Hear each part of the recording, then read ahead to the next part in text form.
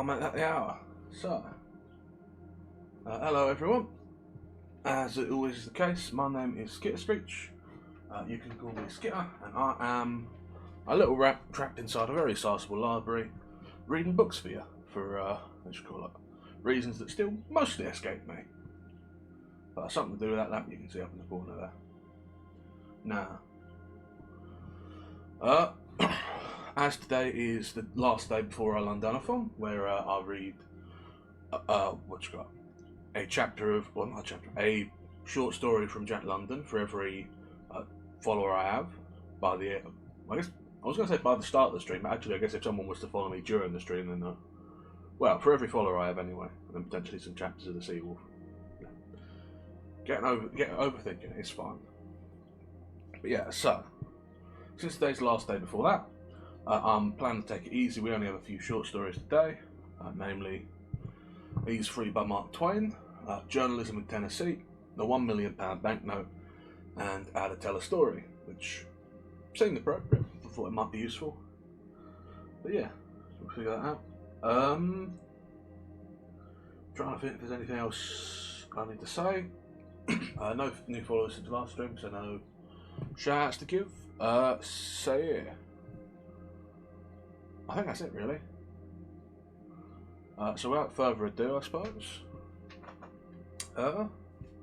let's get into it. As always, of course, if at any point you miss something, need me to go back over it, I guess even if someone joins the stream later and wants me to go back to the start of the story, I could do that. Although I don't know how they would know that, since they would have missed me saying this.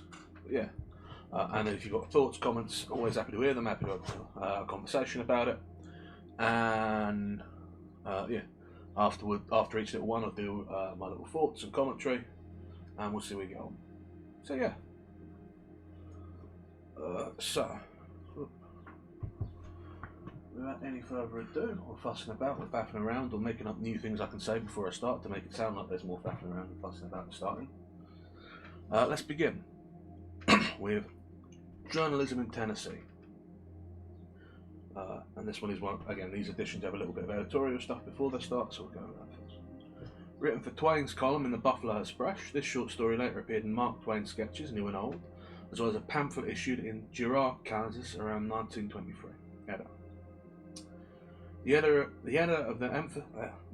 of the Memphis Avalanche swoops thus mildly down upon a correspondent who posted him as a radical. While he were writing the first words, the middle, dotting his R's, crossing his T's and punching his period, he were concocting a sentence that was saturated with infamy and reeking with falsehood. Exchange. I was told by the physician that a southern climate would improve my health, so I went down to Tennessee and got a berth on the Morning Glory in Johnson County War Room as associate editor. When I went on duty, I found the chief editor sitting tilted back in a three-legged chair with his feet on a pine table. There were another pine table in the room and another afflicted chair, and both were half buried on the newspaper and scraps and sheets of manuscript. There was a wooden box of sand sprinkled with cigar stubs and old soldiers, and a stove with a door hanging by its upper hinge. The chief editor had a long-tailed black cloth frock coat on and white linen pants. His boots were small and neatly blackened. He wore a ruffled shirt, a large steel ring, a standing collar of obsolete pattern, and a checkered neckerchief with the ends hanging down. Data costume about 1848. He was smoking a cigar and trying to think of a word, and in pouring his hair he had rumpled his locks a good deal. He was scowling fearfully, and I judged he was concocting a particularly knotty editorial. He told me to take the exchange and skim through and to write up the spirit of the Tennessee press, condensing into the article all of their contents that seemed of interest. I wrote as followed. The spirit of the Tennessee press. The editors of the semi-weekly Earthquake evidently labour under a misapprehension with regards to the Balliac Railroad. It is not the object of the country to leave Buzzardville off to one side. On the contrary, they consider it as one of the most important points along the line, and consequently can have no desire to slight it. The gentlemen of the Earthquake will, of course, take pleasure in making the correction. John W. Blossom, Esquire, the able editor of the Eganville Thunderbolt and Battle Cry of Freedom, arrived in the city yesterday. Are you stopping at the Van Buren Ass? We observe that our contemporary of the Mud Springs Morning Owl has fallen into the error of supposing the election of Van Werter is not an established fact, but he will have discovered his mistake before this reminder reaches him, no doubt. He was doubtless misled by incomplete election returns. It is pleasant to note that the city of Blathersville is endeavouring to contact with some New York gentlemen to pave its well-nigh impassable streets with the Nicholson pavement. The Daily Hurrah urges this measure with ability and seems confident of ultimate success. I passed my manuscript over to the chief editor for acceptance, alteration, and instruction. He glanced at it and his face clouded. He ran his eyes down the page and his countenance grew portentous. It was easy to see that something were wrong. Presently he sprung up and said, "Thunder and lightning! Do you suppose I'm going to speak of those cattle this way? Do you suppose my subscribers are going to stand such gruel as that? Give me the pen." I never saw a pen scrape and scratch his way so viciously or plough through another man's verbs and adjectives so relentlessly while he were in the midst of his work. Somebody shot at him through the open window and marred the symmetry of my ear. "Ah," said he, "that is the scoundrel Smith of the Moral Volcano you were due yesterday." And he snatched a navy revolver from his belt and fired. Smith dropped, shot in the thigh. The shot spoiled Smith's aim, who was just making a second chance, and he crippled a stranger. It were me, merely a finger shot off. And the chief editor went on with his erasures and interlineations. Just as he finished them, an hand grenade came down through the stovepipe, and the explosion shivered the stove into 1,000 fragments. However, it did no further damage, except that a vagrant piece knocked a couple of my teeth out. "That stove's utterly ruined," said the chief editor. I said I believed it was. "Well, no matter. Don't want it in this kind of weather. I know the man that did it. I'll get him. Now here's the way this stuff ought to be written." I took the manuscript. It was scarred with erasures and interlineations till its mother wouldn't have known it if it had one. It now read as follows. Spirit of the Tennessee Press. The inveterate liars of the semi-weekly Earthquake are evidently endeavouring to palm off upon a noble and chivalrous people another of their vile and brutal falsehoods with regard to that most glorious conception of the 19th century, the Baliac Railroad. The idea that Buzzerville was to be left off at one side originated in their own fulsome brains, or rather in the set in which they regard as brains. They had better swallow this life if they want to save their abandoned reptile carcasses and the cowherd they so richly deserve. That ass blossom of the Egansville Thunderbolt and battle cry of freedom is down here again sponging at the Van Buren. We observe that the besotted blackguard of the Mud Spring Morning Owl has given out, with his usual propensity for lying, that Van Werter is not elected. The heaven-born mission of journalism is to disseminate truth, to eradicate error, to educate, refine, and elevate the tone of public morals and manners, and make all men more gentle, more virtuous, more charitable, and always better and holier and happier. And yet this black-hearted scoundrel degrades his great office persistently to the dissemination of falsehoods, calumny, vituperation, and vulgarity. Blazerville wants a Nicholson pavement. He wants a jail and a poorhouse more. The idea of a pavement is in a one-house town composed of 2 gin mills, a blacksmith shop, and the mustard plaster of a newspaper, the Daily Hurrah. The crawling insect Buckner who edits the Hurrah is braying about this business with his customary imbecility and imagining he is talking sense. Now that is the way to write. Peppery and to the point. Mush and milk journalism gives me the fan tuds. At this time a brick come through the window with a splintering crash and gave me a considerable jolt in the back. I moved out of range. I began to feel annoyed. The chief said that was Colonel Lakely. I've been expecting him for 2 days. He'll be up now right away. They were correct. The colonel appeared in the door a moment afterwards with a dragoon revolver in his hand. He said, "Sir, have I the honour of dressing the poltroon who edits this mangy sheet?" "You have. Be seated, sir. Be careful of the chair, one of its legs is gone. I believe I have the honour of addressing the putrid liar, Colonel Blatherstake Tecumseh." "Right, sir. I will have an account to settle with you. If you are at leisure, we will begin. I have an... Oh. Hey, good to see you. We just got started with some Twain. Huh? Let's start what? I'm doing good. Yeah, we're just doing a bit of Twain tonight, so... Getting by. How are you getting on?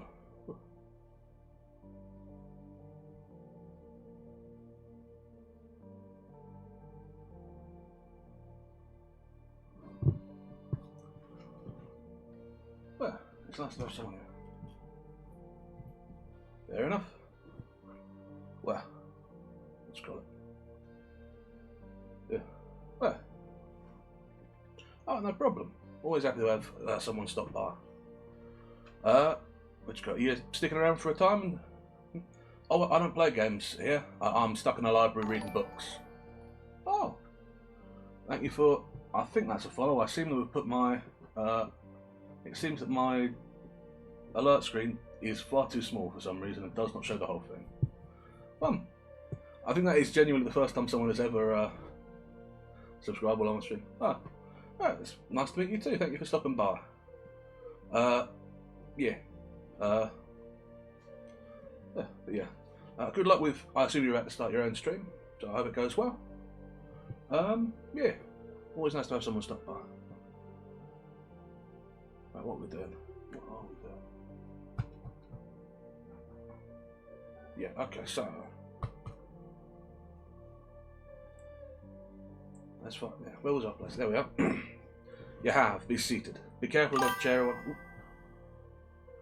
I mostly just do this. I don't really have. So let me move to my main thing. So I am, as you can see here, stuck inside of this big library, which is underground, and Lamp, who you can see in the top right corner there, makes me read books for reasons that are quite unclear to me. And because there's no food down here, and he's the only one who can make any food, I'm compelled to do this. Yep. It is. I'm told most people who do this with a computer. There's nothing like that down here. Lamp does it all with, I think, magic. It's very unclear to me. I don't know how any of this works. I'm just reading books. But yeah. And we've been reading a lot of them lately, so yeah. I'm trying to think what else to say, really. Yeah. I mean, I've been trying to expand what I can do, but there's not a lot going on. I think so, yeah. Like Lamp handles most of the actual streaming stuff. I just read the books, but we've got a YouTube, but we only use it to upload VODs and some music stuff. I think so. It's just streaming on Twitch for now, yeah.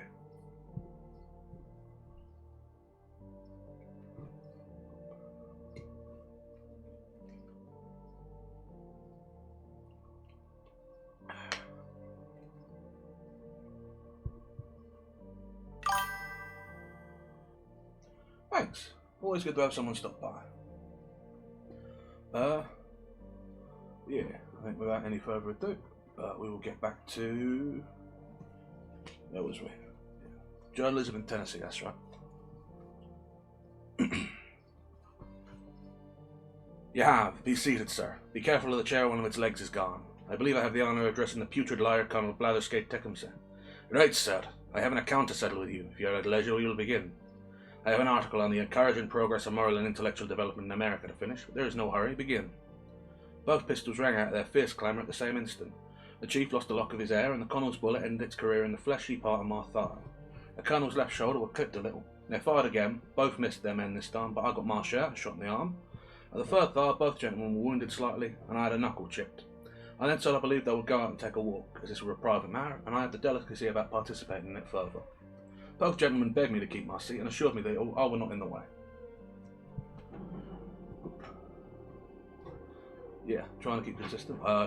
This is actually with today. I'd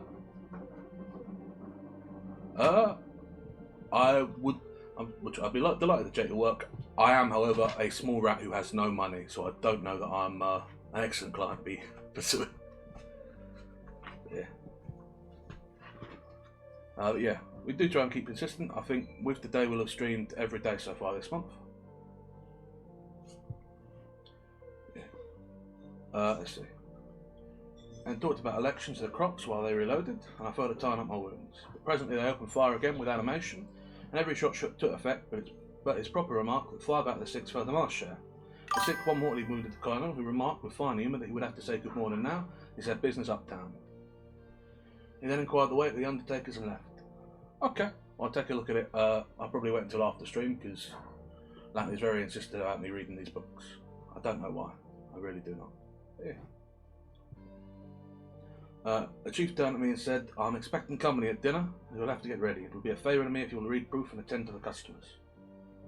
I winced a little at the idea of attending to the customers, but I was too bewildered by the fusillade that was still ringing in my ears to think of anything to say. I think we do. Like I said, Lamp handles the technical stuff. I just run around the library and read books. But yeah. I think if you want the messages, the best way is probably on the Bird website. Twitter, that's it. But yeah. He continued, Jones will be here at 3, cow-eyed him. Gillespie would call earlier, perhaps throw him out the window. Ferguson will be along about 4, kill him. That is all for today. I believe if you had any odd time you may write a blistering article on the police. Give the chief inspector rats. The cowhides are under the table, weapons in the drawer, ammunition there in the corner. Lint bandage up there in the pigeonholes. In case of accident, go to Lance at the surgeon downstairs. He advertises we take it out and trained. You were gone. I shuddered. At the end of the next 3 hours I had been through perils so awful that all peace of mind and all cheerfulness were gone from me. Gillespie had called and thrown me out the window. Jones arrived promptly, and when I got ready to do the cowhiding, he took the job off my hands. In an encounter with a stranger, not in the bill of fare, I had lost my scalp. Another stranger by the name of Thompson left me a mere wreck and ruined of chaotic rags. And at last, at bay in the corner and beset by an infuriated mob of heirs, black-legged politicians and desperados who raved and swore and flourished their weapons about my head, till the air shimmered with glancing flashes of steel, I were in the act of resigning my berth on the paper when the chief arrived, and with him a rabble of charmed and enthusiastic friends. Then ensued a scene of riot and carnage such as no human pen or steel one either could describe. People were shot, probed, dismembered, blown up, thrown out of the window.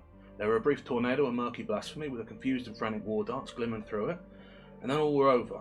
In 5 minutes there was silence, and the gory chief and I sat alone and surveyed the sanguinary ruin that strewed the floor around us. He said, "You'll like this place when you get used to it." I said, "I'll have to get you to excuse me. I think I might have to write a suit there. I think maybe I might write a suit you after a while, as soon as I had some practice and learned the language. I'm confident I could. But to speak the plain truth, that sort of energy of expression has its inconveniences, and a man is liable to interruption. You see that yourself. Vigorous writing is calculated to elevate the public, no doubt, but then I do not like to attract so much attention as it calls for. I can't write with comfort when I'm interrupted so much as I have been today. I like the berth well enough, but I don't like to be left here away from the customers. The experience is a novel, I grant you, and entertaining too after a fashion, but they are not judiciously distributed. A gentleman shoots at you through the window and cripples me. A bombshell comes down the stovepipe for your gratification and sends a stove door down my throat. A friend drops in to swap compliments with you and freckles me with bullet holes till my skin won't hold my principles. You go to dinner and Jones comes with a cowhide, Gillespie throws me out the window, Thompson tears all my clothes off, and an entire stranger takes my scalp with the easy freedom of an old acquaintance. And in less than 5 minutes, all the blackguards in the country arrive in all their war paint and proceed to scare the rest of me to death with their tomahawks. Take it all together, I never had such a spirited time in all my life as I have had today.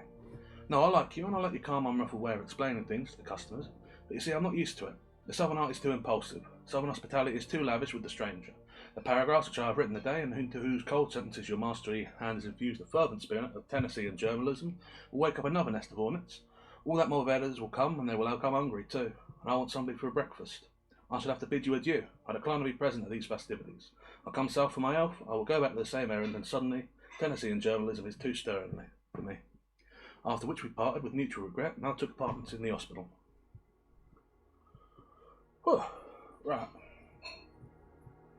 So, sorry for the sort of broken up thing there for anyone who's watching this after the fact. Stop the chat with a chatter, which I suppose sounds like a superfluous phrase, but yeah, there it is. So yeah, what do we think of that? It's another of Mark Twain's sort of little absurd tales where thing after thing goes wrong. And I think it's supposed to be a critique of a particular style of journalism using inflammatory language, but yeah, seems funny enough to me. It's alright, fairly short and to the point. I didn't mind it at all. I always say I don't think there's too much to it really, but yeah, there's nothing against it. Well, yeah, without further ado, I suppose let's let me have my drink of water and then move right along to the £1 million banknote.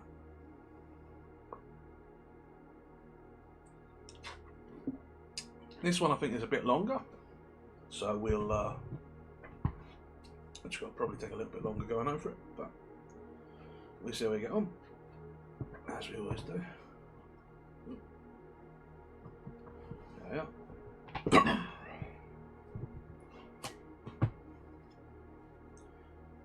The £1 million banknote.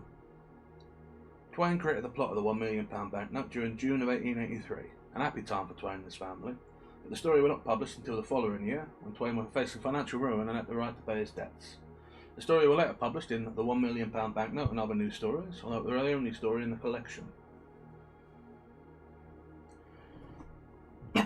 When I was 27 years old, I was a mining broker's clerk in San Francisco, an expert in all the details of stock traffic.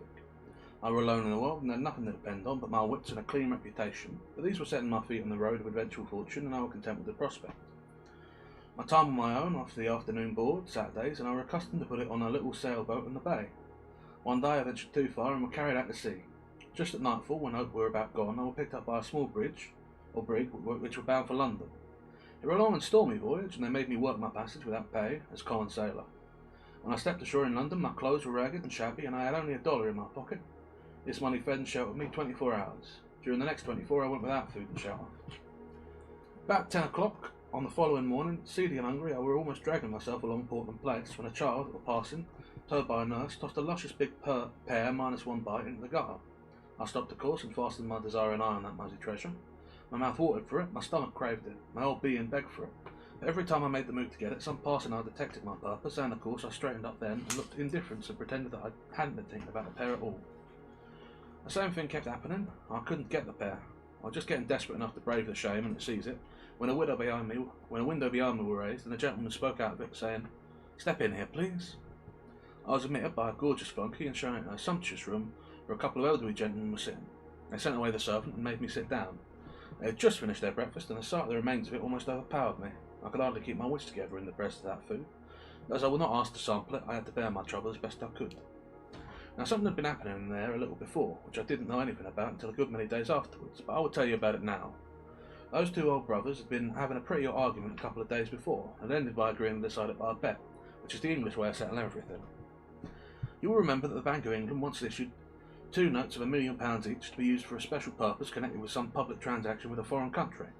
For some reason or the other, only one of these had been used and cancelled. The other still lay in the vaults of the bank.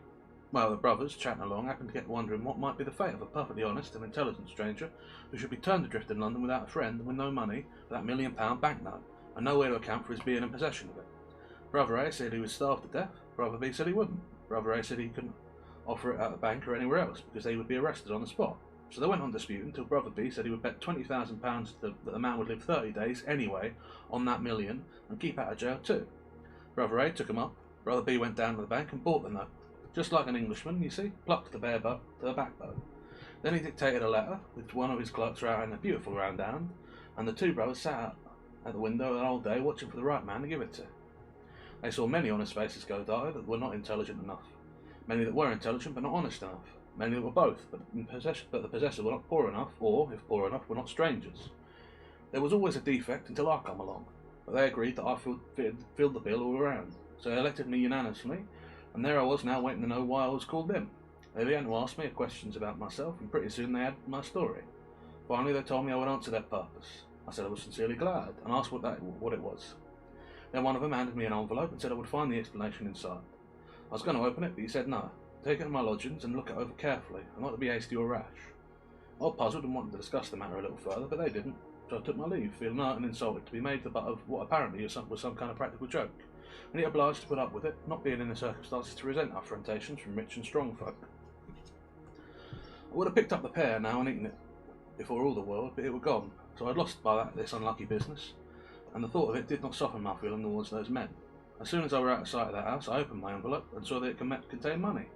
My opinion of those people changed, I can tell you. I lost not a moment, but shoved a note of money into my vest pocket and broke for the nearest cheap eating house. Well, how I did eat. When at last I couldn't hold any more, I took out my money and unfolded it. Took one glimpse at it and nearly fainted. $5 million. Why, it made my head swim. Oh look, someone come to sell me viewers. Just a moment, let me kill you. There we go, dead. I must have sat there stunned and blinking at the note as much as a minute before I come right to do myself again. The first thing I noticed then was the landlord. His eye were on the note and he was petrified. He would worship him with all his body and soul, but he looked as if he couldn't stir hand or foot. I took my cue in a moment and did the only rational thing there was to do. I reached the note towards him and said carelessly, "Give me the change, please." Then he resorted to his normal condition, and then he was restored to his normal condition and made 1,000 apologies for not being able to break the bill. I couldn't get him to touch it. He wanted to look at it and keep on looking at it. He couldn't seem to get enough of it to quench the thirst of his heart, but he shrank from touching it as if it had been something too sacred for poor common clay to handle. I said, "I'm sorry if it's an inconvenience, but I must insist. Please change it, I haven't anything else." He said that wasn't any matter, he was quite willing to let the trifle stand over till another time. I said I might not be in his neighbourhood again for a good while, but he said it was of no consequence, he could wait, and moreover I could have anything I wanted any time I chose, and let the account run as long as I pleased. He said he hoped he wasn't afraid to trust a rich gentleman as I, merely because I was of merry disposition, and chose to play larks in the public in the matter of dress. By this time another customer were entering, and the landlord hinted to me to put them on straight aside. Then he bowed me all the way to the door, and I started straight for the house and those brothers to correct the mistake which had been made before the police should up me up and help me do it. I was pretty nervous, in fact pretty badly frightened. Of course I was in no way in fault, but I knew men well enough to know that when they find they're giving a tramp £1,000,000 bill when they thought it was a £1, they are frantic rage against him instead of quarrelling with their own nearsightedness, as they ought. As I approached the house, my excitement began to abate, for all quiet there, which made me feel pretty sure the blunder was not discovered yet. I rang, the same servant appeared, I asked for those gentlemen. They are gone. It's in the lofty cold way of that fellow's tribe. Gone? Gone where? On a journey. But whereabouts? To the continent, I think. The continent? Yes, sir. Which way? By what route? I can't say, sir. When will they be back? In a month, they said. A month? Oh, this is awful. Give me some sort of idea how to get work. It's of the last importance. I can't, indeed. I've no idea where they've gone, sir. Then I must see some member of the family. Family's away too. Been abroad months, in Egypt and India, I think. And there's been an immense mistake made. They'll be back before night. Will you tell them I've been here and that I will keep going until it's all made right and they needn't be afraid? I'll tell them if they come back, but I'm not expecting them. They said you would be here in an hour to make inquiries, but I must tell you it's all right, and they'll be here on time and expect you. So I had to give up and go away. What a riddle it all was. I would like to lose my mind. They would be here on time. What could that mean? Oh, the letter would explain it, maybe. I've forgotten the letter. I got out and read. This is what it said. You are an intelligent and honest man, as one may see by your face. We conceive you to be poor and a stranger. Enclosed you will find a sum of money. It is lent to you for 30 days without interest. Report at the house at the end of that time. I have a bet on you. If I win it, you shall have any situation that is my gift, any that is that you should be able to prove yourself familiar with and competent to fill. No signature, no address, no date. Well, here was a call to be in. You are posted on what had preceded all this, but I was not. It was just a deep, dark puzzle to me. I hadn't the least idea what the game was, nor whether harm was meant for me or a kindness. I went to a park and sat down to try and think it out and to consider what I had best do. At the end of an hour, my reason had crystallised into this verdict. Maybe those men meant me well. Maybe they meant me ill. No way to decide that. Let it go. They got a game or a scheme or an experiment of some kind on hand. No way to determine what it is. Let it go. There's a bet on me. No way to find out what it is. Let it go. That disposes of the indeterminable qualities. The remainder of the matter is tangible, solid, and may be classified and labelled with certainty. If I ask the Bank of England to place this bill to the credit of the man it belongs to, they'll do it, for they know him, although I don't. But they will ask me how I come in possession of it, and if I tell the truth, they'll put me in the asylum, naturally, and the law will land me in jail. The same result would follow if I tried to bank the bill anywhere or to borrow money on it. I've got to carry this immense burden around until those men come back, whether I want to or not. It's useless to me, as useless as an handful of ashes, and yet I must take care of it and watch over it while I beg my living. I couldn't give it away, if I should try, for neither an honest citizen nor an highwayman would accept it or meddle with it for anything. Those brothers are safe because they can stop payment and the bank will make the whole. But meantime I've got to do a month's suffering without wages or profit, unless I help with the bet, whatever it is, and get that situation that I'm promised.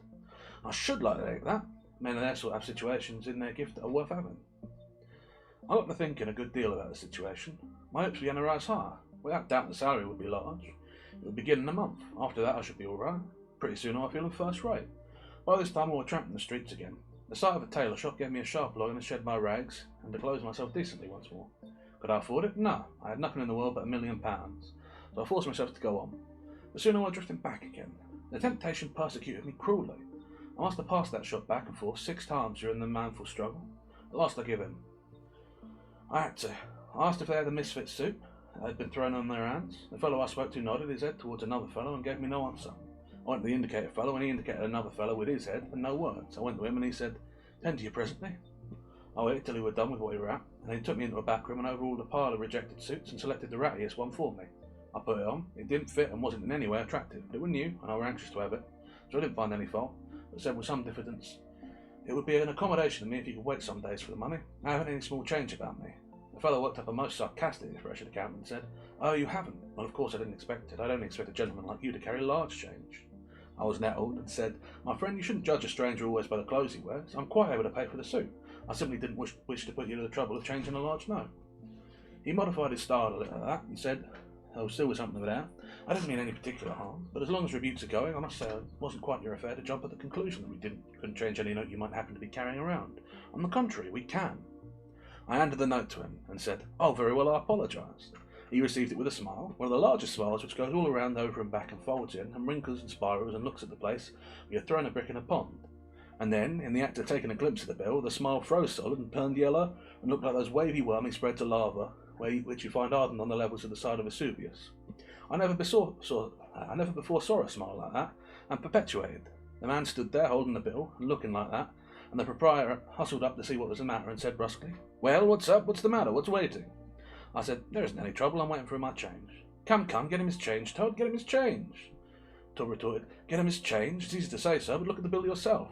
The proprietor took a look, gave a low, eloquent whistle, and then made a dive for the pile of rejected clothing and began to snatch it this way and that, taking all the time excitedly as if to himself.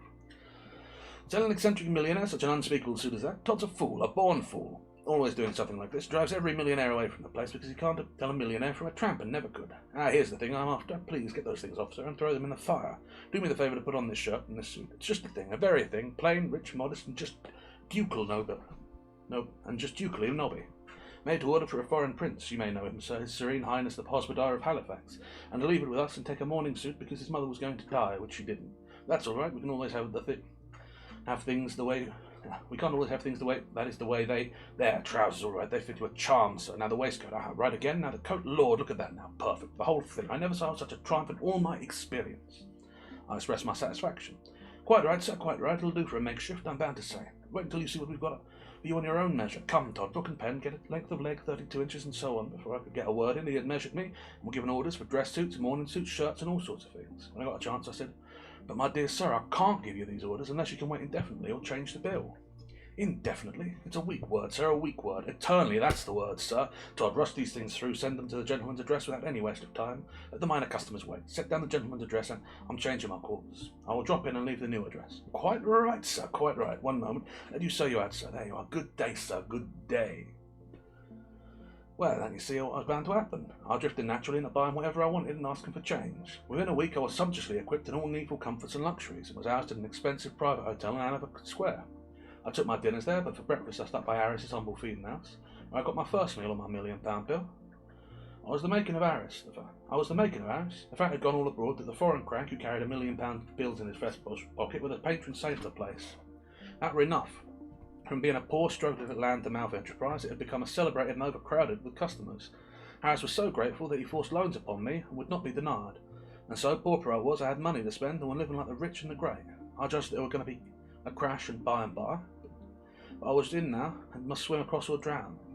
You see, there was just the element of impending disaster to give a serious side, a sober side, yes, a tragic side to the state of things, which would otherwise have been purely ridiculous. In the night, in the dark, the tragedy part were always to the front, and always warning, always threatening, until I moaned and tossed in sleep beside the front. But in the cheerful daylight, the tragedy element faded out and disappeared, and I walked on air and were happy to giddiness to intoxication, you may say. And it more natural, for I become one of those notorious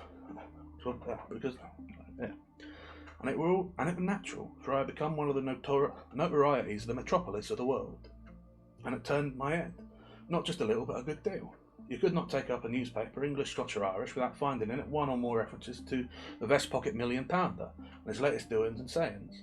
At first in these mentions I was at the bottom of the personal gossip column, next I were listed above the knights, next above the baronets, next above the barons, and so on, climbing steadily as my notoriety augmented, until I reached the highest altitude possibly, and there I remained, taking precedence of all dukes, but not royal, and of all ecstasy, of all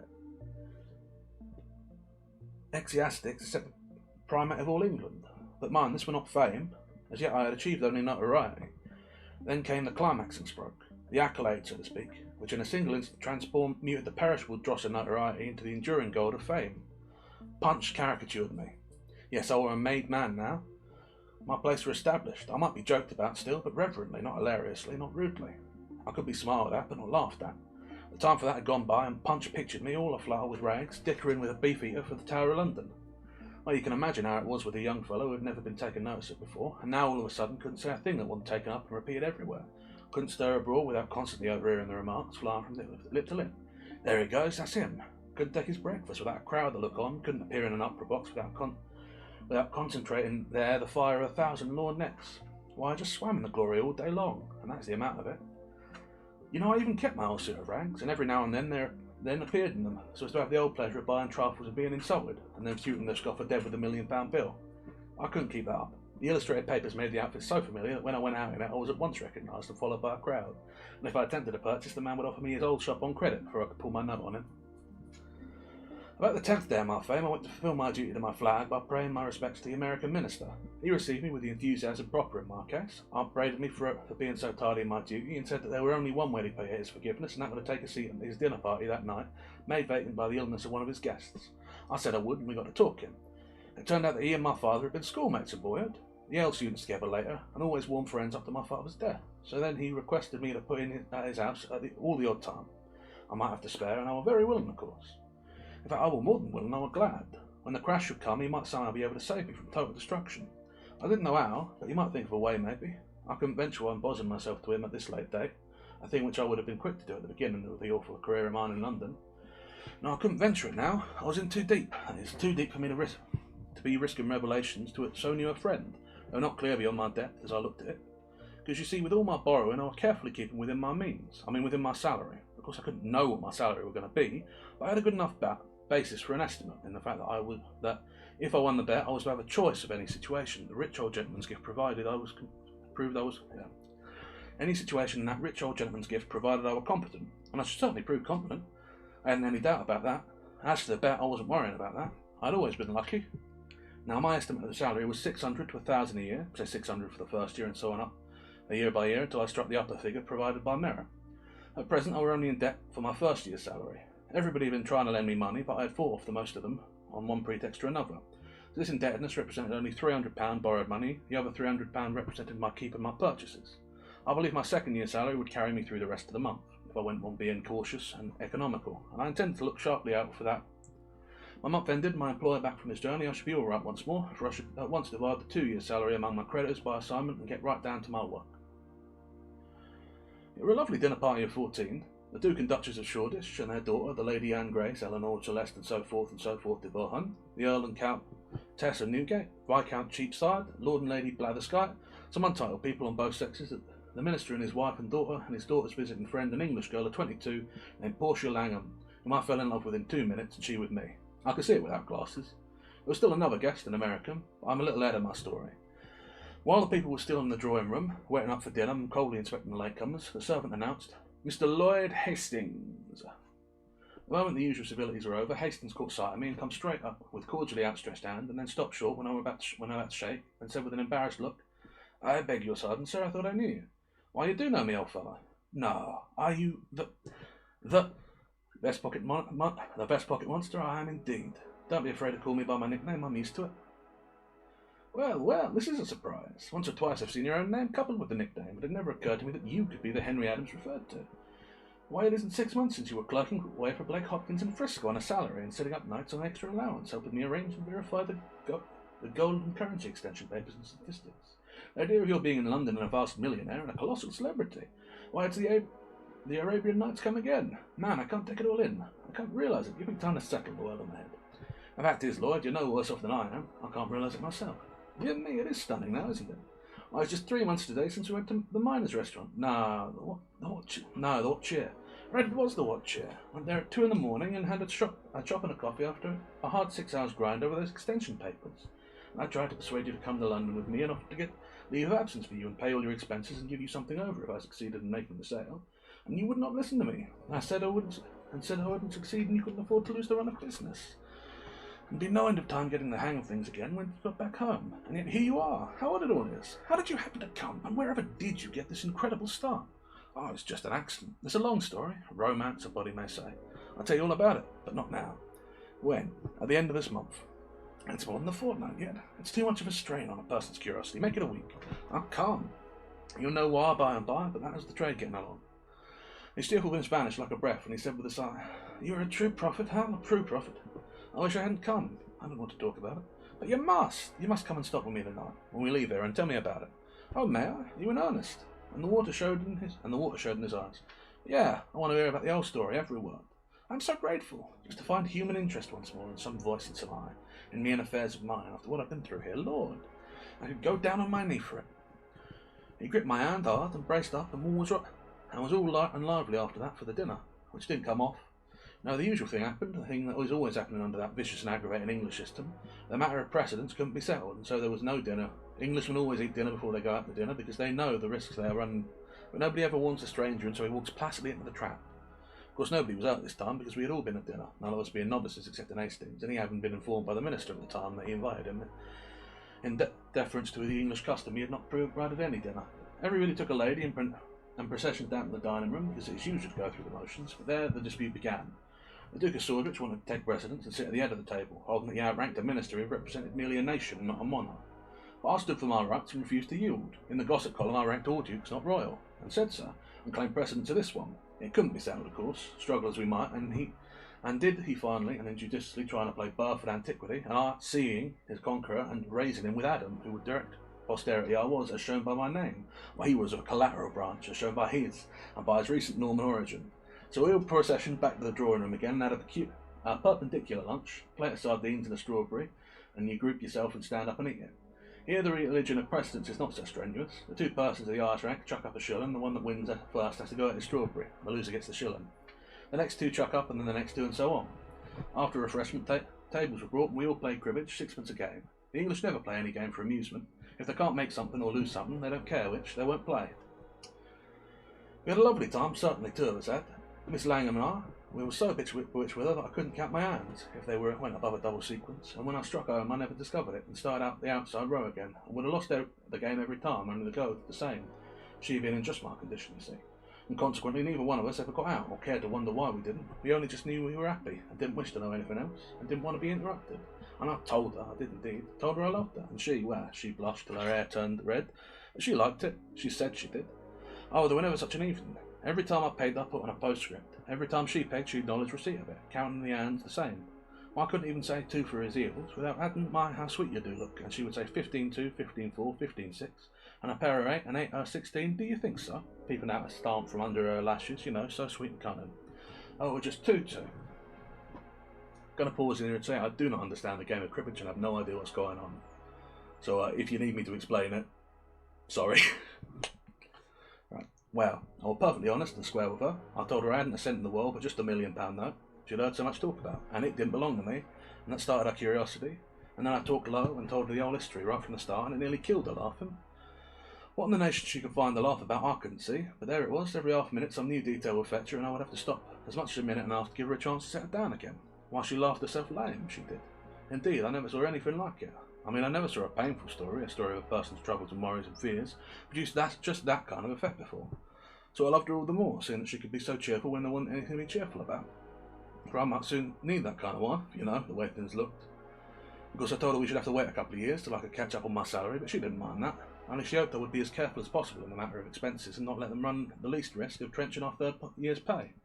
Then she began to get a little worried and wondered if we were making any mistake and starting the salary on a higher figure for the first year than I would get. This was good sense that made me feel a little less confident than I had been feeling before. It gave me a good business idea, and I brought it frankly out. Portia dear, would you mind going with me that day when I confront the old gentleman?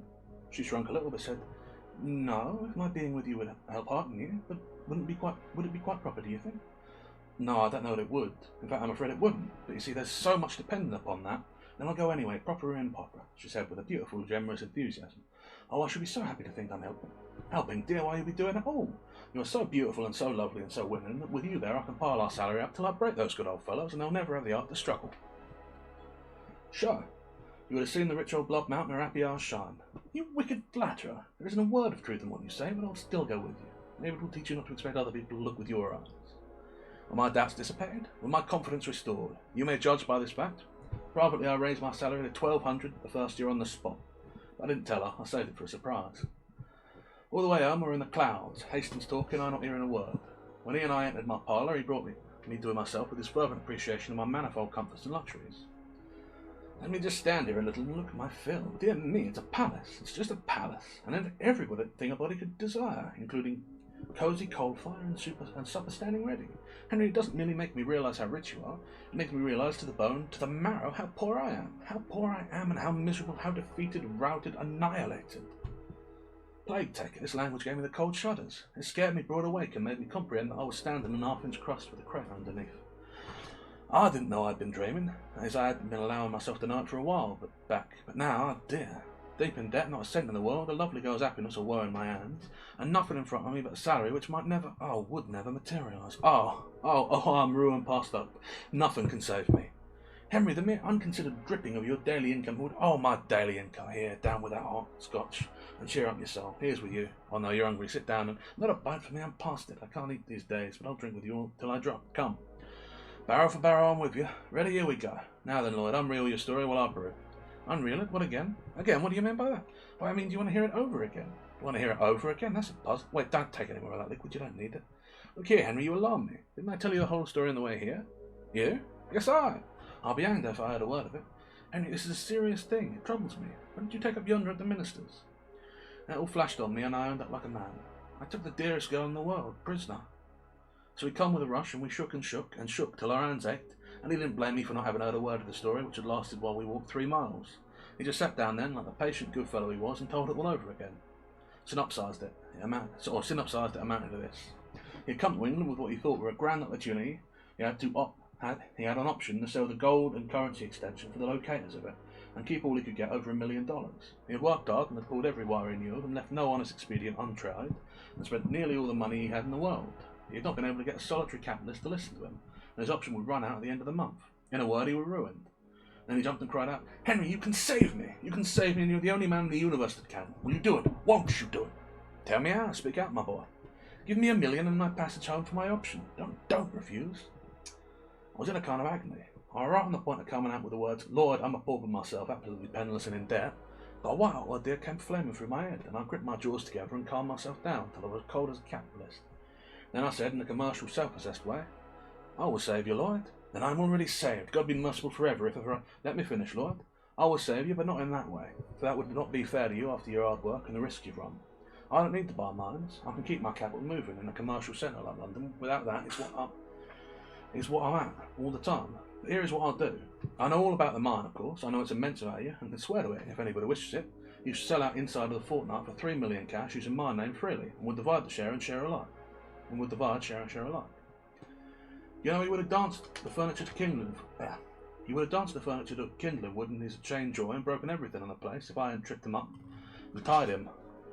Then he lay, perfectly happy, saying, "I may use your name. Your name! Think of it! Man, they'll fucking droves, these rich Londoners. They'll fight for that stock. I'm a made man. I'm a made man forever, and I'll never forget you as long as I live." In less than 24 hours, London were abuzz. I hadn't anything to do day after day but sit at home and say to all comers, "Yes," I told him to refer to me, "I know the man, I know the mine. His character is above reproach, and the mine is worth far more than he asked for it." Meantime, I spent all my evenings at the minister's with Portia. I didn't say a word to her about the mine. I saved it for a surprise. We talked salary, never anything but salary and love. Sometimes love, sometimes salary, sometimes love and salary together. And the interest in the minister's wife and daughter took in our little affair, and the endless ingenuities they invented to save us from an interruption, and to keep the minister in the dark and unsuspicious. Well, it was just lovely of them. When the month were up at last, I had $1 million to my credit in the London and Country Bank, and Hastings were fixed in the same way. Dressed at my level best, I drove by the house in Portland Place, judged by the look of things that my birds were home again, went on towards the minister's and got my precious, and we started back, talking salary with all our might. She was so excited and anxious that it made her just intolerably beautiful. I said, "Dearie, the way you're looking is a crime to strike for a salary. Dearie, the way you're looking is a crime to strike for a salary, a single penny under $3,000 a year. Henry, you'll ruin us. Don't you be afraid, just keep up those looks and trust to me, it'll all come out right." So as it turned out, I had to keep bolstering up her courage all the way. She kept pleading with me and saying, "Oh, please remember that if we ask for too much, we may get no salary at all. And then what will become of us with no way in the world to earn our living?" We were ushered in by that same servant, and there they were, 2 old gentlemen. Of course, they were surprised to see that wonderful creature with me, but I said, "It's all right, gentlemen. She is my future stay and helpmate." And I introduced them to her and called them by name. It didn't surprise them, I knew. It wouldn't surprise them. They knew I would know enough to consult the directory. They seated us and were very polite to me and very solicitous to relieve her from embarrassment and put her as much at ease as they could. When I said, "Gentlemen, I am ready to report." "We're glad to hear it," said my man. "And now we can decide the bet which my brother Abel and I made. If you have won for me, you shall have any situation in my gift. Have you the £1 million note?" "Here it is, sir." I handed it to him. "I've won," he shouted and slapped Abel on the back. "Now, what do you say, brother?" "I say he did survive, and I've lost £20,000. I never would have believed it." "I have a further report to make," I said, "and a pretty long one. I want you to let me come soon and detail my whole month's history, and I promise you it's worth hearing. Meantime, take a look at that." "What? What man's certificate of deposit for £200,000? Is it yours?" Mine, I earned it by 30 days judicious use of that little loan you let me have, and the only use I made of it was to buy trifles and offer the bill in change. Come, this is astonishing. It's incredible now. Never mind, I'll prove it. Don't take my word unsupported. Now Portia's turn will come to be surprised. Her eyes were spread wide, and she said, Henry, is that really your money? Have you been fibbing to me? I have indeed, dearie, but you'll forgive me, I know. She put up her arch pout and said, Don't you be so sure. You are a naughty thing to deceive me so. Oh, you'll get over it, sweetheart. You'll get over it. You're only fun, you know. Come, let's be going. But wait, the situation. I want to give you the situation, said my man. Well, I said, I'm just as grateful as I can be, but really I don't want one. You can have the very choicest one in all my gift. Thanks again, with all my heart. I don't even want that one. Henry, I'm ashamed of you. You don't think half the good gentleman. May I do? You don't think half? No, you don't half thank the good gentleman. May I do it for you? Indeed you should, dear, if we can improve it. Let's see you try. She walked up to the man, got on his lap, put her arm around his neck and kissed him right on the mouth. And the two old gentlemen shouted with laughter, but I was dumbfounded, just petrified, as you may say. Portia said, Papa, he has said you haven't the situation in your gift you take. And I feel just hers. My darling, is that your papa? Yes, he's my step-papa. And the dearest one that ever was. You understand now, don't you, why I was able to laugh when you told me the ministers, not knowing about my relationship, what trouble and worry Papa and Uncle Abel's scheme was giving you. Of course, I spoke her up now, without any fool, and went straight to the point. Oh, my dearest, dear sir, I want to take back what I said. You have got one situation open that I want. Name it. Son-in-law. Well, well, well. You know, if you haven't served in that capacity, you of course can't furnish recommendations of a sort to satisfy the condition of the contract, and so try me. Oh, I do beg of you. Only just try me for 30 or 40 years, and if I... Oh, well, all right. It's but a little thing to ask. Take her along. Happy, we'd say? There are not words enough in the unabridged to describe it. And when London got the whole history, a day or two later, of my month's adventures with that bank now, and how they ended, did London talk and have a good time? Yes. My Portia's papa took that friendly and hospitable bill back to the Bank of England and cashed it, and the Bank of England cancelled it and made him a present of it, and he gave it to us at our wedding, and has always since unstrained from the sacred place in our home ever since. For it gave me my Portia, that it could not have remained in London, would not have appeared at the same. The ministers never should have met her, and so I always say, yes, it's £1 million there, as you see, but it never made me one purchase in its life, and then got the article for only about a 10th part of its value. So I think I fumbled the end. Let me go over that again. Yes, it's £1 million, as you see, but it never made but one purchase in its life, and then got the article for only about a 10th part of its value. Oh, there we are. I get it. And then got the article for only about a 10th part of its value. Right. That's a bit of an old kind of phrase, but I think what he's saying is that the only thing it ever bought him was his wife, who's worth 10 times as much. Whew. That's a nice little sentiment. That's a nice little story all told, in fact. I'm quite happy with that. I like Twain when he's upbeat. He's sort of down and cynical stuff I don't enjoy as much. He's got such a joyful and sort of, I don't know, he's got such a comedic voice that lends itself so well to happy stories. But so many of these are sort of dark and cynical and don't work as well. Probably because he, as the editor told us at the start of this, went pretty badly into debt in the last part of his life, which is a shame. But yeah, I like that story, the £1 million note. It's a good little bit of a lot, nothing too serious to it, and a genuinely fun and entertaining little idea, taken well and handled well. I really like the idea of just having so much money you can't spend it in one place being a massive problem for you. Not that I think there ever any fear of a person with any sort of sense about them failing to make use of it, but still. Yeah, I'm not really sure what to make of that. I suppose, what would you say? I suppose the most part you could make of it is commentary on the English by the Americans, which, fair enough. I mean, there was that little scene of deciding precedents and the mocking of, I guess, propriety and much old manners, which I can stand behind. I'm not exactly a particularly proper fella myself, being that I am a rat. Other than that, what else? I mean, the gambling thing's a bit odd to me, actually. It's not something I've ever heard of the English, but, well, I guess maybe it's not meant to be about gambling. They talk about the loss in the game, but maybe it's meant to be like a financial thing. The English are a bit money mad. I can appreciate that. That's an old stereotype. Fair enough. Well, I'm trying to think what else there is about it. I mean, there's a little bit of character stuff, which is always fun. I think most of it is just in the tone and the scenes. Mark Twain manages to be a very entertaining author, moment to moment. So yeah. Right, what am I doing now then? Let us... let us find our last little story then. So, oh yeah, How to Tell a Story is the one we got left to us. Which, I mean, I can't argue that I like Twain knows it, so yeah, this will be a good one. Let me just have my little drink of water to make sure my throat don't go. Now this one's quite a short one, so it probably won't be much longer for anyone watching. But I'm trying not to my throat till tonight, since I've got the London on tomorrow, which I don't get an alert when I'm on stream, so I don't know for certain. But I think I now have 7 followers, so that means there'll be 7 stories at least. And if more people follow me while I'm doing it, potentially even more. So yeah, that should be a good little event. Anyway, but yeah, no more sense beating around the bush, let's get to it. How to Tell a Story. The humorous story of an American development is different from comic and witty stories. A note from the editor. First published in the Youth's Compendium in October 1895, this story originated when Twain was asked how the celebrated jumping frog of Calaveras County came to be written. How to Tell a Story explores the technique of the humorous narrative with various examples, such as the ghost story The Golden Arm, in which Twain effectively demonstrates the importance of the pause. I don't like that note from the editor because I didn't enjoy the famous jumping frogs of Calaveras County, but I think I generally trust Twain, so we'll give it a shot.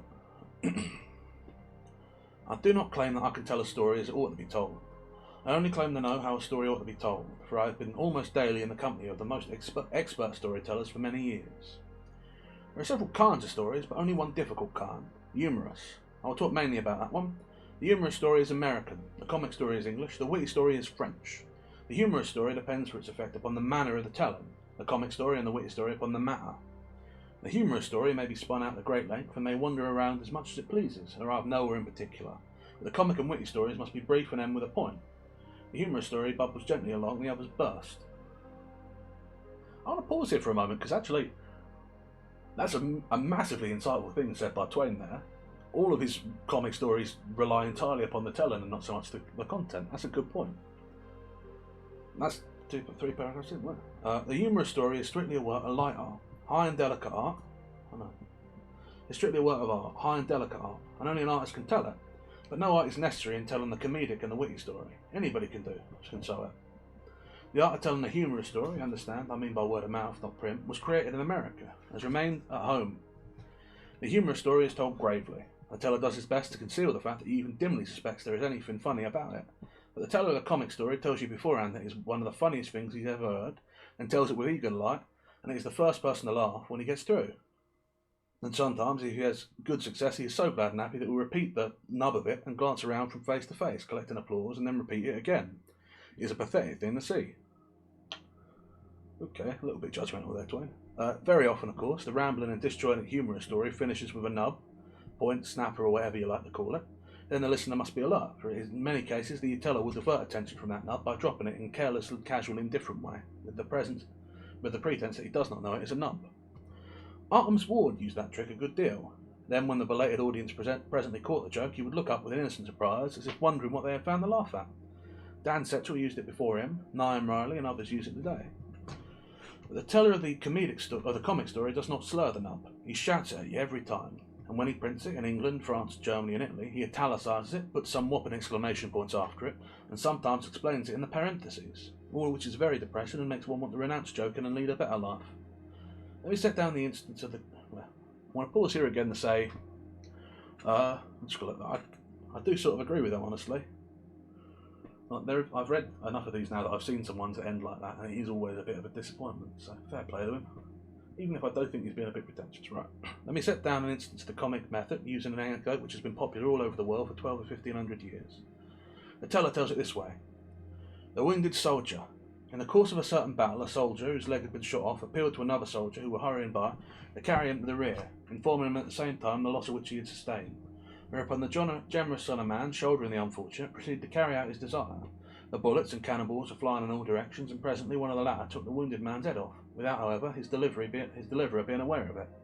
In no long time he was hailed by an officer who said, "Where are you going with that carcass?" "To the rear, sir. He's lost his leg." "His leg, forsooth," responded the dishonest officer. "You mean his head, you booby?" Whereupon the soldier dispossessed himself of the burden and stood looking down upon it in great perplexity. At length he said, "It is true, sir, just as you have said." And after a pause, he added, "But you had told me it was his leg." Just for reference, which got in the written edition here, the first two words, "but he," are italicised, "told" is capitalised, "me" is italicised, and then "it was his leg" is capitalised and printed, it seems, in a larger font than the rest of the piece. And then there are 1, 2, 3, 4, 5 exclamation points. But yeah, which, I mean, yeah, it's not a bad little joke, but yeah. Anyway, here the narrator bursts into after explosion of thunderous hoarse laughter, repeating that nub from time to time, who is gasping and shrieking and suffocating. It takes only a minute and a half to tell that in its comic story form, and it isn't worth the telling after all. Put in the humorous story form, it takes 10 minutes, and it's about the funniest thing I have ever listened to, as James Whitcomb Riley tells it. He tells it in the character of a dull-witted old farmer who has just heard it for the first time, thinks it is unspeakably funny and is trying to repeat it to a neighbour, but he can't remember it, so he gets all mixed up and wanders hopelessly round and round, putting in tedious details that don't belong in the tale and only retard it, taking out conscientiously and putting in others that are just as useless, making minor mistakes now and then and stopping to correct them and explain how he come to make them, remembering things which he forgot to put in their proper place and going back to put them there, stopping the narrative a good while in order to try and recall the name of the soldier that we're at, and finally remembering that the soldier's name was not mentioned, and remarking placidly that the name is of no real importance anyway. Better, of course, if one knew, but not essential after all, and so on and so on and so on. The teller is innocent and happy and pleased with himself, and has to stop every little while to hold himself and keep from laughing outright, and does hold in, but his body quakes like a jellyfish, or in a jelly-like way with interior chuckles, and at the end of the 10 minutes the audience have laughed until they are exhausted, and the tears are running down their faces. The simplicity and innocence and sincerity and unconsciousness of the old farmer are perfectly simulated, and the result is a performance which is thoroughly charming and delicious. This is art and fine and beautiful, and only a master can encompass it, but a machine could tell the other story. To string incongruities and absurdities together in a wondering and sometimes purposeless way, and seem innocently unaware that they are absurdities, is the basis of the American art, if my position is correct. Another feature is the slurring of the point, a third is the dropping of a studied remark, apparently without knowing it, as if one were thinking aloud. A fourth and last is the pause. Artemus Ward dealt in numbers 3 and 4 a good deal. You begin to tell with great animation something which you seem to think was wonderful, then lose confidence, and after an apparently absent-minded pause, add an incongruous remark in a soliloquising way. And that was the remark intended to explode the mind, and it did. Now, for instance, he would say eagerly, excitedly, "I once knew a man in New Zealand who hadn't a tooth in his head." Here his animation would die out, a silent, reflective pause would follow, and then he would say dreamily, as if he to himself, "And yet that man could beat a drum better than any man I ever saw." A pause is an exceedingly important feature in any kind of story, and a frequently recurring feature too. It is a dainty thing and delicate, and also uncertain and treacherous, for it must be exactly the right length. No more, no less, or it falls off its purpose and makes trouble. If the pause is too short, the impressive point is past, and the audience have had time to divine that a surprise is intended, and then you can't surprise them, of course. On the platform I used to tell a Negro ghost story that had a pause in the front of the snapper at the end, and that pause was the most important thing in the whole story. If I got it right, the right length precisely, I could spring the finishing ejaculation with an effect enough to make some impressive girls deliver a startled little yelp and jump out of their seat, and that was what I was after. This story was called The Golden Arm, and was told in this fashion. You can practice with it yourself, and mind you look out for the pause and get it right. Oh boy, well, let's see then. The Golden Arm. Once upon a time there was a monstrous mean man, and he lived way out in the prairie, all alone by himself, except he had a wife and baby. And in Bambi she died, and he took her way out in the prairie and buried her. Well, she had a golden arm, all solid gold, from the shoulder down. It was powerful mean, powerful, and that night he couldn't sleep because he wanted that golden arm so bad. When it come midnight, he couldn't stand it so more, so he got up, and he did, and he took his lantern and shoved out through the storm and dug her up and got the golden arm. And he bent his head down again with the wind and ploughed through the snow, and all of a sudden he stopped. "My lamb, what's that?" And say, "My lamb, what's that?" And he listened, and the wind say, but hang on a second, take your teeth together and imitate the way the wisdom through the wind. Bzzende. Back the way yonder when you go. What? So hang on a second, this I'm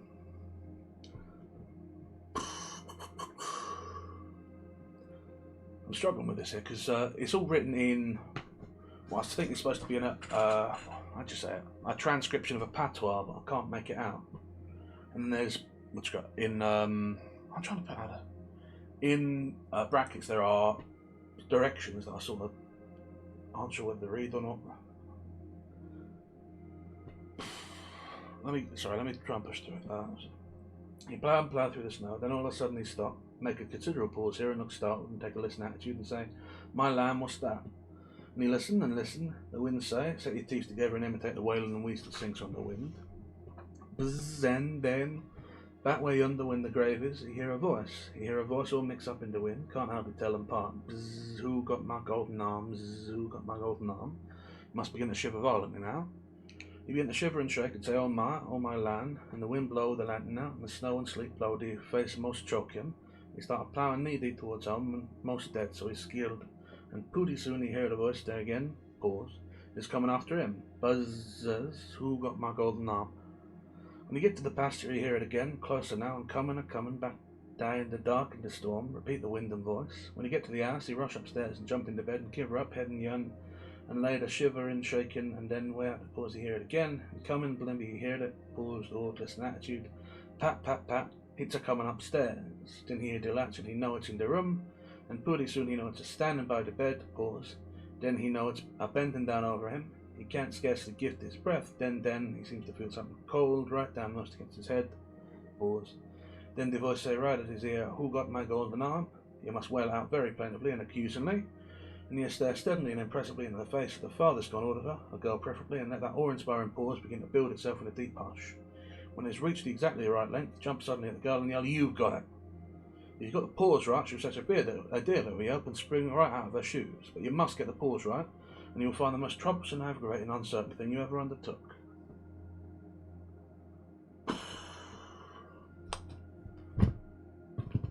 Every Twain story is a gamble. And it's a shame, because I do think he's a very solid author when he's just writing something. And I think he's got some good points about the nature of storytelling there. But then you run into these cultural artifacts, like this pretty racist story. Like, what do you call it, a Negro ghost story? Which sort of just, I mean, it's an artifact of the time, I'm sure. And like, it's not mean-spirited in particular, like, it doesn't use any epithets, but the whole transcription of the thing, I mean, I'm guessing it's based on the sort of like minstrel show things, but it really does come across as distasteful, and it's very hard to follow and read. It just puts a bad taste in my mouth, really. It's a shame, because he's such a good author when he is writing, like, just on subject of the matter. And you come across something like this, and, you know, like, it doesn't seem like he's particularly prejudiced to people. But, you know, he just goes along with what he's expected at the time, and what's expected at the time is pretty awful, because it's, I think, only a little past the end of the Civil War, so, you know, America's a pretty racist place at the time, and so a lot of attitudes are very bad. And so even for a progressive at the time, you come across, you know, 150 years later, it comes across pretty badly. I don't know. It's a shame. I was really looking forward to, like, the end of that. I was like, oh yeah, he's got these interesting points about how to tell a story, and then he's got an example story with directions, you can tell, and then you go to it and it's just this whole, it's all in this patois and it's racist, and you just like, So now I don't have a story to practice with Mark Twain's direction, I've just got a little uncomfortable feeling. Which isn't great. It's not great. Well, that's a shame. Still, the first part of it's good. There's some important points to it. I'm sure. There's interesting points to it, sure. I don't think he, what he calls the comic story is just a joke, which, I don't know. I think they're completely without merit, but yeah. As for the humorous story, I do think there's a lot to be said about it, you know? The sort of tall tale of the yarn where the telling of the story itself is as much of the humour as the actual punchline, but I don't know. You give a bad example, it undermines the whole thing. It's a shame, really, because he's a good argument when he puts his head to it. I mean, we've read the, what was it? The Decay of the Art of Lying, and I really enjoyed that, and I thought that was very well argued. But you have this, I don't know. Ugh. I'm always torn about reading things like that, because it feels like I should just not bother, because I know it's going to be bad and I don't want to enjoy it, and there's not a lot to be gotten out of it. But I also think it's important to actually, you know, tell these things honestly. I like Mark Twain mostly. I think he's a good storyteller, and I think a lot of his stuff is funny. But also a lot of it is filled with this unfunny racist crap, because the past was bad. I know it's important for people to remember the past was bad, because otherwise you get idiots who are, you know, yearning for the past and defending it and saying that things should go back to the way they were. Which isn't the case. But, I don't know. But then you wind up reading things like that and trying to put a spin on it while you... your mouth's full of crap. It's not a pleasant thing to do, and I sometimes think I should reconsider it, but... well, I don't have a lot of choice anyway. Lamp's the one who makes the call, and Lamp maintains that you've got to read the whole thing for people to understand and learn from it. So, there you go. Anyhow, thank you for those of you who apparently definitely were here today, because one of you spoke to me, even if you're not here now. And thank you to anyone else who is hanging around, or has hung around, or is watching this in the future. I do always appreciate it, even when we don't always have good ones. But still, it was pretty alright today. The first one was, well, I was going to say the first one's pretty good, but I did stop pretty much halfway through and have a conversation, which probably ruined the flow a bit. But the £1 million banknote were good. I was unambiguously that one. In fact, that one was one of my favourite Twain so far. So yeah, you know, 2 out of 3 ain't bad. He said, trying to convince himself. And of course we're back to my with London, who... I like London, but sometimes the way he talks about people does put me a bit on edge as well. So, still we'll do what we can. I think I got followed in the middle of this. Apparently my alert box does not work, which is a troublesome and annoying thing, but I don't know what to do about it, so... yeah. Thank you anyone again. Wow, I've already said my thank yous. Good, I'm all twisted up now. Wow. Anyway. Thank you for being here if you've been here, etc, etc, so on, and ta-ra.